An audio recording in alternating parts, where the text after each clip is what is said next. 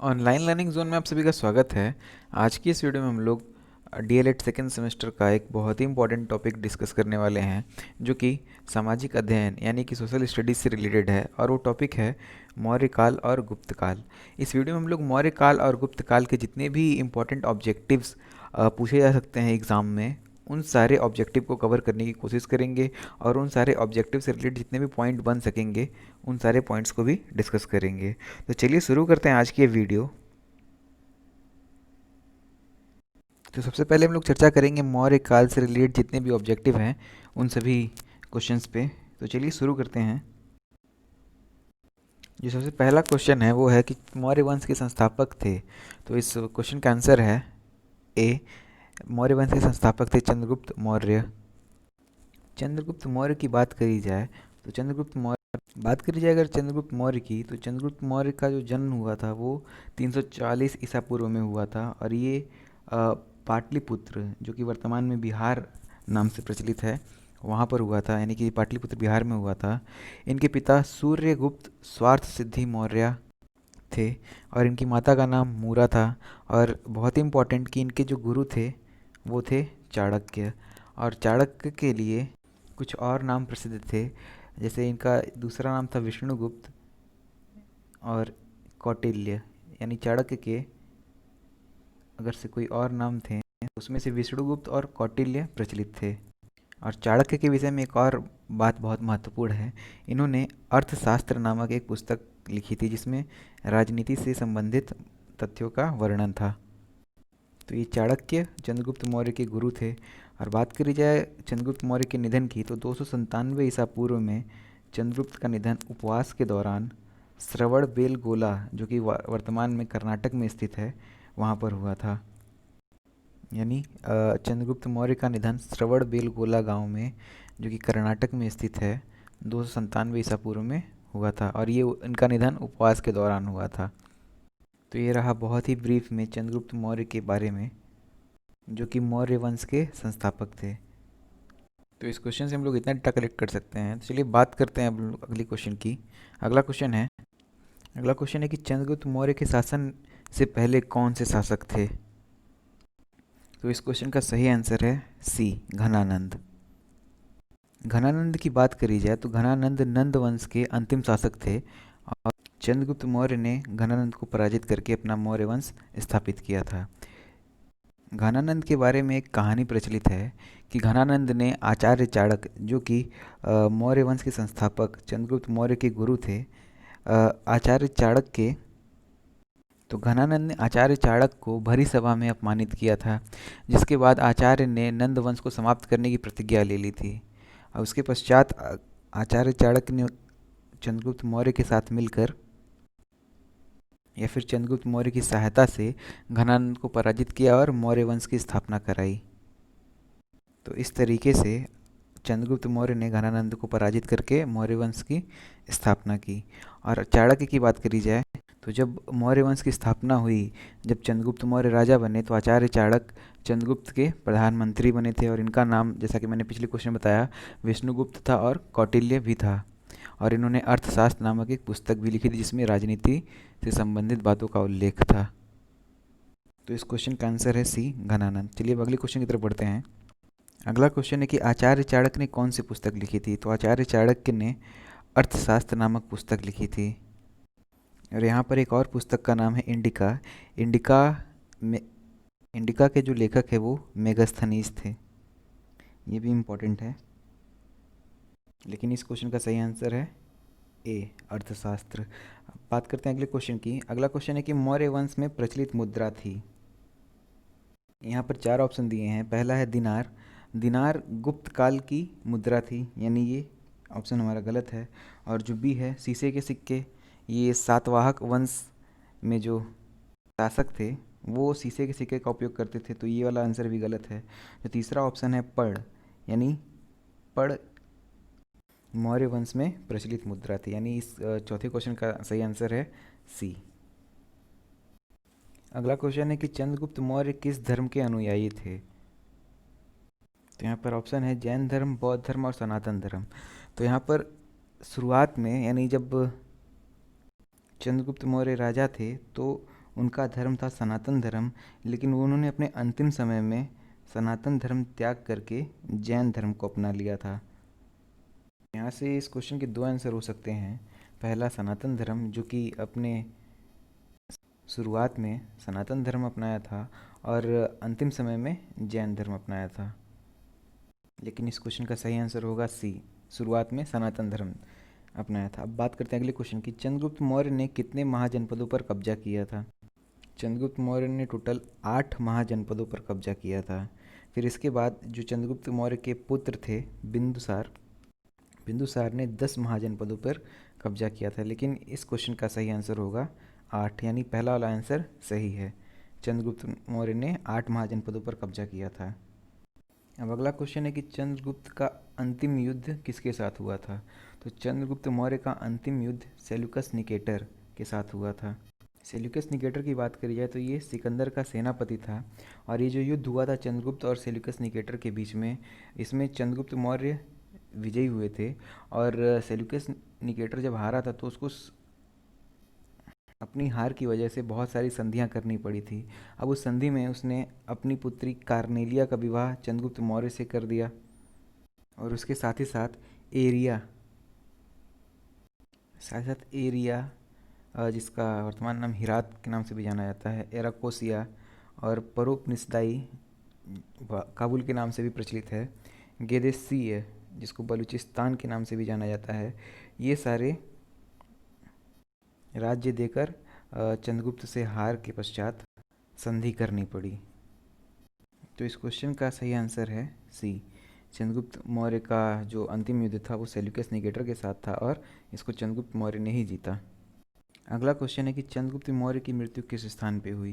तो चंद्रगुप्त मौर्य की मृत्यु श्रवणबेलगोला नामक स्थान पर, जो कि कर्नाटक में स्थित है, वहाँ पर हुई थी। यहाँ पर ये जो बी वाला ऑप्शन होगा वो श्रवणबेलगोला होना चाहिए, क्योंकि पाटलिपुत्र और बिहार एक ही जगह है। तो इस क्वेश्चन का सही आंसर है श्रवणबेलगोला, कर्नाटक। और चंद्रगुप्त की मृत्यु 297 ईसा पूर्व में हुई थी, और उस समय जो इनकी आयु थी 47 से 48 वर्ष के थे ये, और इनकी मृत्यु उपवास के दौरान हुई थी। अगला क्वेश्चन है कि चंद्रगुप्त मौर्य के बाद अगला शासक कौन बना? तो यहाँ पर सही आंसर है ए, चंद्रगुप्त मौर्य के बाद अगला शासक बिंदुसार बना। बिंदुसार चंद्रगुप्त मौर्य का पुत्र था। बिंदुसार की बात करिए तो बिंदुसार चंद्रगुप्त मौर्य का पहला पुत्र था, और बिंदुसार के लिए अन्य नाम भी प्रचलित थे, जैसे अमित्रघात, वारिसार और भद्रसार। ये तीनों नाम बिंदुसार के लिए ही उपयोग किए जाते थे, और बिंदुसार जैन धर्म का अनुयायी था। तो इस क्वेश्चन का सही आंसर हो जाएगा ए, बिंदुसार। अब यहाँ पर जो दो ऑप्शन और दिए हुए हैं, अशोक और बृहदत्त। अशोक की बात करी जाए तो बिंदुसार का पुत्र था अशोक, और बृहदत्त चंद्रगुप्त मौर्य यानी मौर्य वंश का अंतिम शासक बृहदत्त। तो चलिए बात करते हैं अगले क्वेश्चन की। अगला क्वेश्चन है कि तक्षशिला का विद्रोह किसके शासनकाल में हुआ? तो यहाँ पर सही आंसर है बिंदुसार के शासनकाल में। तक्षशिला का विद्रोह बिंदुसार के शासनकाल में हुआ, और बिंदुसार ने इस विद्रोह को दबाने के लिए अपने पुत्र अशोक को भेजा था, और अशोक तक्षशिला जा करके विद्रोह को न केवल शांत किया बल्कि वहाँ की प्रजा का प्रेम भी जीत लिया, जिस वजह से अशोक का एक और नाम रखा गया जो कि था देवानाम प्रिय। हमको ये बात ध्यान रखना है कि तक्षशिला का विद्रोह बिंदुसार के शासनकाल में हुआ था। तो चलिए बात करते हैं अगले क्वेश्चन की। अगला क्वेश्चन है कि अशोक के नाम से विख्यात थे। तो अशोक देवानाम प्रिय के नाम से भी विख्यात थे। तो इस क्वेश्चन का आंसर हो जाएगा डी। अगला क्वेश्चन है कि अशोक किस धर्म के अनुयायी थे? तो यहाँ पे जो सही आंसर है, अशोक जैन धर्म के अनुयायी थे। लेकिन जब कलिंग युद्ध हुआ, कलिंग युद्ध के बाद अशोक ने जैन धर्म को त्याग करके बौद्ध धर्म अपना लिया था, और सारे शस्त्र का त्याग कर दिया था। तो इस तरीके से अशोक ने अपना जैन धर्म त्याग करके बौद्ध धर्म अपना लिया था। अगला क्वेश्चन है कि मौर्य वंश में किस शासक के शासनकाल में शिलालेखों का बड़ा प्रचलन था? तो अशोक के शासनकाल में शिलालेखों का बहुत ज़्यादा प्रचलन था, और यहाँ पर एक उत्खनन करता थे फैंथलर। फैंथलर ने 1750 ईस्वी में उत्खनन से प्राप्त किया कि अशोक के शासनकाल में शिलालेखों का बहुत ज़्यादा प्रचलन था। और ये जो शिलालेख प्राप्त हुए इसको जेम्स प्रिसेप ने पढ़ा था। जेम्स प्रिसेप ने 1837 ईस्वी में इन सभी शिलालेखों को पढ़ा था। तो इस क्वेश्चन से हम ये जान सकते हैं कि जो शिलालेख थे उसकी खोज पेंथलर ने की थी और उन शिलालेखों को जेम्स प्रिसेप, यहाँ पे आप लोग देख सकते हैं, ने पढ़ा था। तो चलिए बात करते हैं अगले क्वेश्चन की। अगला क्वेश्चन है कि मौर्य वंश में प्राप्त शिलालेखों को किसने पढ़ा। तो अभी हम लोगों ने डिस्कस किया कि जेम्स प्रिसेप ने 1837 ईस्वी में शिलालेखों को पढ़ा था और फेंथलर ने उन शिलालेखों की 1750 ईस्वी में खोज की थी। तो इस क्वेश्चन का सही आंसर हो जाएगा बी, जेम्स प्रिसेप। अब बढ़ते हैं अगले क्वेश्चन की तरफ। अगला क्वेश्चन है कि मौर्य वंश का अंतिम शासक था। तो यहाँ पर मौर्य वंश के जो अंतिम शासक थे वो थे बृहद्रथ। तो यहाँ पर हम लोग देख सकते हैं जो मौर्य वंश के संस्थापक थे वो थे चंद्रगुप्त मौर्य। फिर उसके बाद चंद्रगुप्त मौर्य के पुत्र बिंदुसार ने कमान संभाली। और यहाँ पर चंद्रगुप्त मौर्य के धर्म की बात करी जाए तो ये इन्होंने शुरुआती में इनका सनातन धर्म था, लेकिन इन्होंने अपना धर्म बदल लिया था और धर्म बदल करके जैन धर्म के अनुयायी हो गए थे। और बिंदुसार जैन धर्म के अनुयायी थे। उसके बाद जो बिंदुसार के पुत्र थे ये भी जैन धर्म के अनुयायी थे, लेकिन इन्होंने भी अपना धर्म परिवर्तन करके कलिंग युद्ध के बाद बौद्ध धर्म अपनाया था। फिर अशोक के बाद भी बहुत सारे शासक हुए, लेकिन जो अंतिम शासक थे मौर्य वंश के उनका नाम था बृहद्रथ। तो इस क्वेश्चन का सही आंसर हो जाएगा बृहद्रथ। और बृहदत्त की बात करी जाए तो बृहदत्त पुष्यमित्र से पराजित हुए थे। पुष्यमित्र शुंग वंश के संस्थापक थे। ये कह सकते हैं कि पुष्यमित्र ने बृहदत्त को पराजित करके शुंग वंश की स्थापना की थी। फिर शुंग वंश के बाद के वंश की बात करी जाए तो शुंग वंश के बाद कण्व वंश की स्थापना हुई। कण्व वंश के जो संस्थापक थे वो थे वासुदेव। फिर कण्व वंश के बाद सातवाहन वंश की स्थापना हुई और सातवाहन वंश के जो संस्थापक थे वो थे सिमुक। और जो अंतिम शासक थे सातवाहन वंश के वो थे सातकर्णी।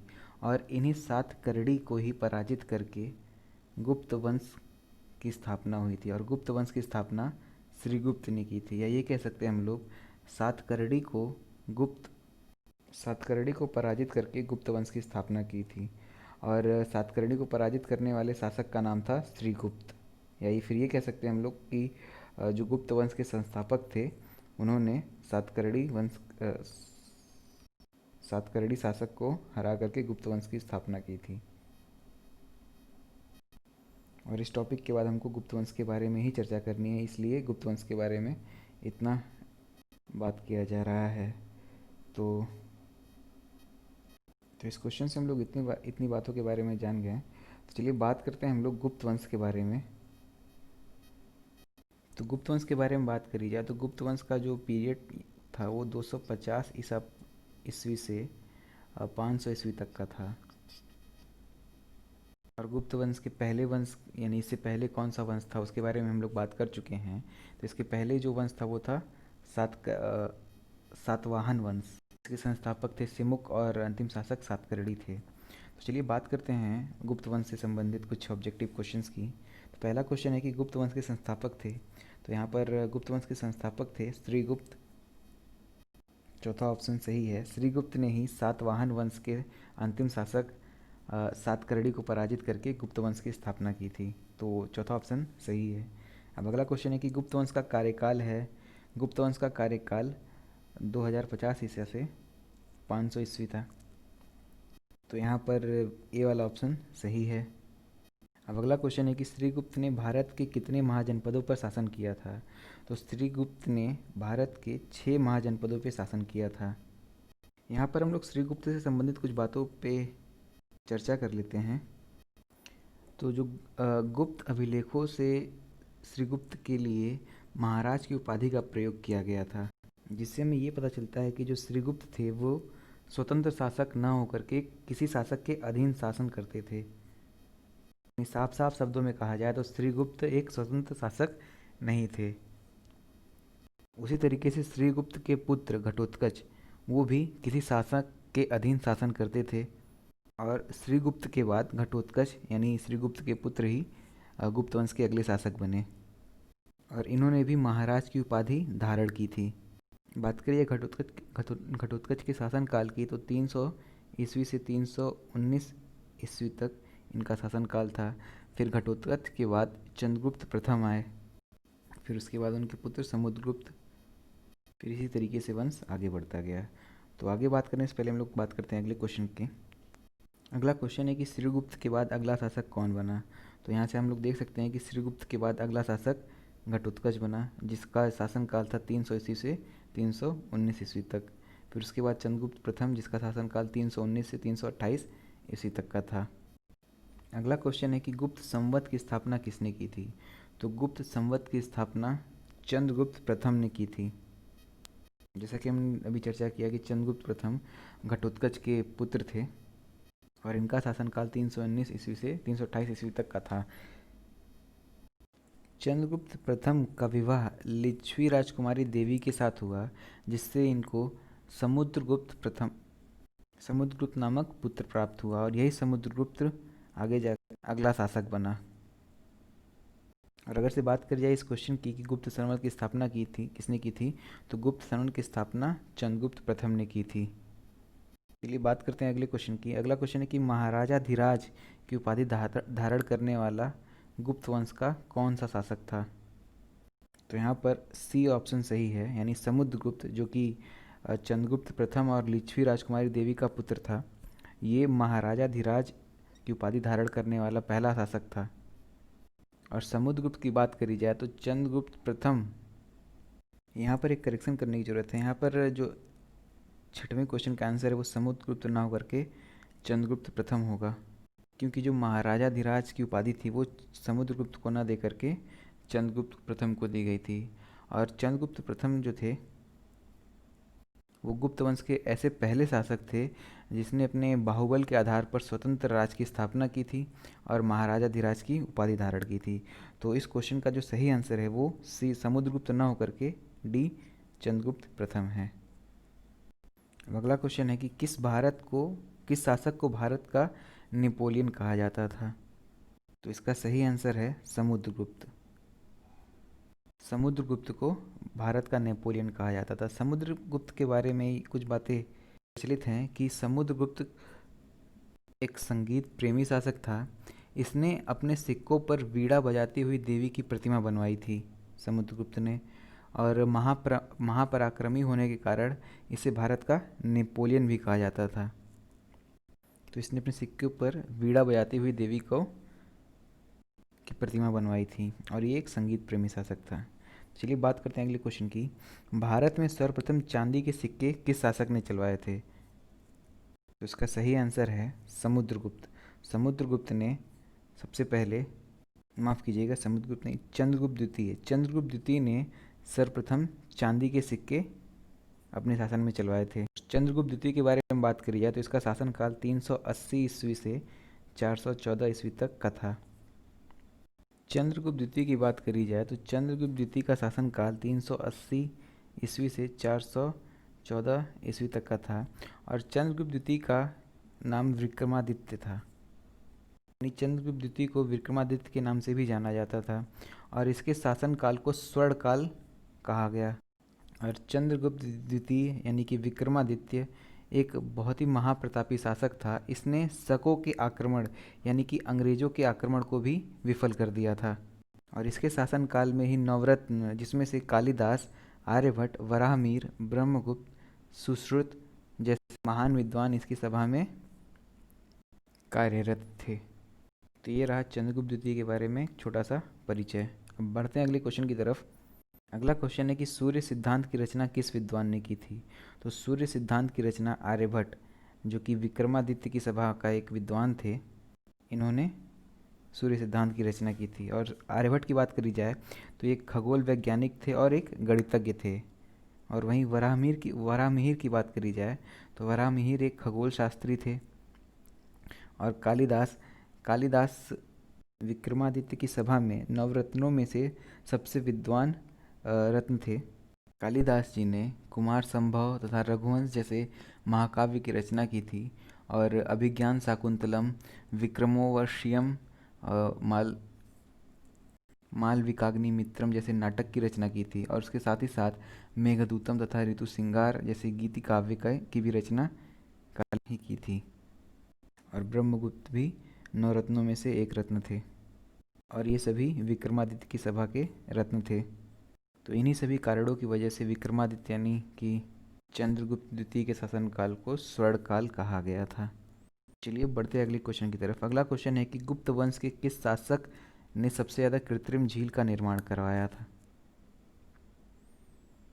यहाँ पर 4 ऑप्शन दिए हैं, तो जो सही ऑप्शन है वो है स्कंदगुप्त। स्कंदगुप्त ने सबसे ज़्यादा कृत्रिम झीलों का निर्माण करवाया।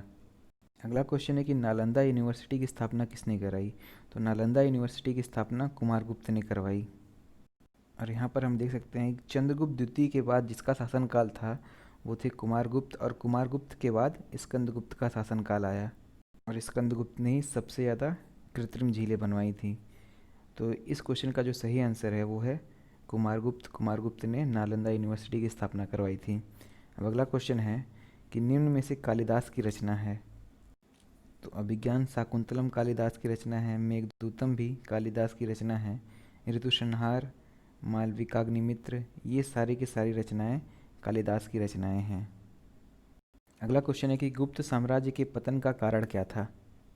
तो इसका सही आंसर है सभी, यानी साम्राज्य की विशालता, अयोग्य उत्तराधिकारी और आंतरिक विद्रोह। इन सब के अलावा भी बहुत सारे कारण हैं, जिसमें से हूणों का आक्रमण